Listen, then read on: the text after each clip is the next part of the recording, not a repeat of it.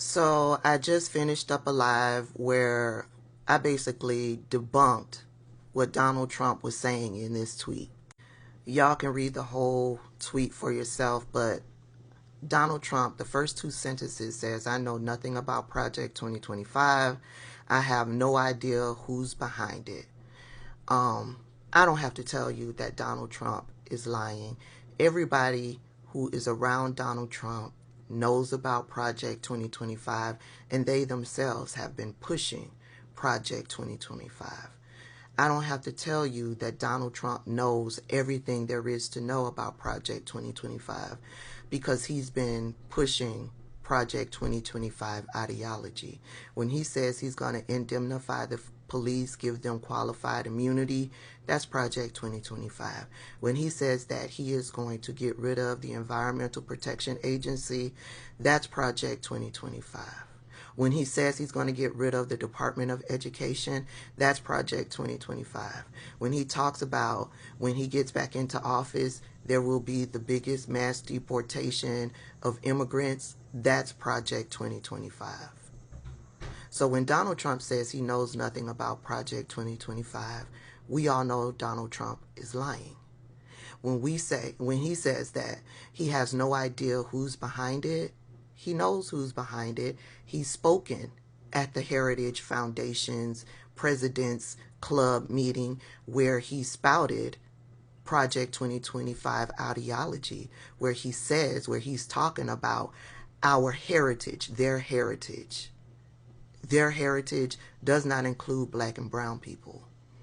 Making sure they get what they deserve, what they're owed, that does not include black and brown people. That is manifest destiny, which is all up and through Project 2025. So I know nothing about Project 2025. I have no idea who's behind it. We are all clear that Donald Trump is lying. If you want to watch the live that I did, you can go over to the platform with the red play button and y'all can watch it. It's processing now to take a minute for it to be live and available. But I wanted to show you all this.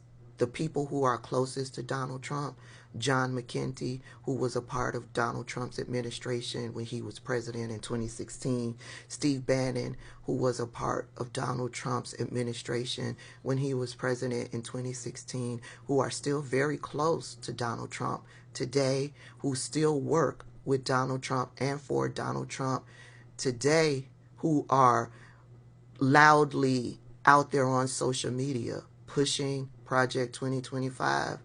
Here's a video shared by Ron Filipkowski over on Twitter in response to him tweeting that he knows nothing about Project 2025. He has no idea who's behind it. Yeah, this is a video proving otherwise. Tell us what you're doing here. You two are now working together. These guys have come up with a plan that on the victory, the third victory, the second term, we hit the deck plates runner, right? There's 4,000 appointees by a president, 4,000 to run the entire government. 1,000 of those, I think, have to be Senate confirmed. But 3,000 can start work day one. Walk through what you guys are doing. I know, and I keep asking, do you work for Johnny or does Johnny work for you, right? I definitely work for John. So what we're doing with Project 2025 is we're recruiting the MAGA America First Republicans right now so that we can take DC by storm in 2025.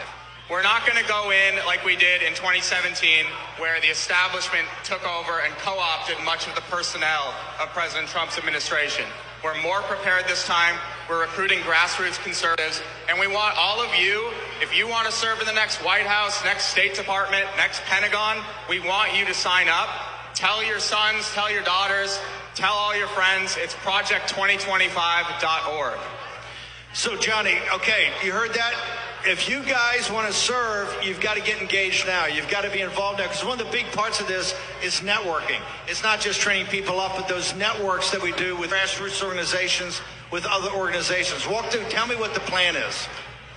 So we're collecting resumes. We're getting as much information as we can now to save the transition time on the back end. As you know, when a president wins, or president-elect wins, things happen very quickly, and you have a short amount of time to staff an entire administration. It's also looking beyond the 4,000 and what we can do with the bureaucracy itself.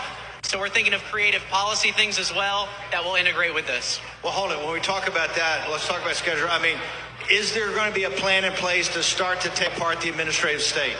There has to be, and yes, there will be. The next president, if President Trump gets back in there, he needs to reorient the government that's in a way that hasn't been seen since Franklin Roosevelt did it with the New Deal.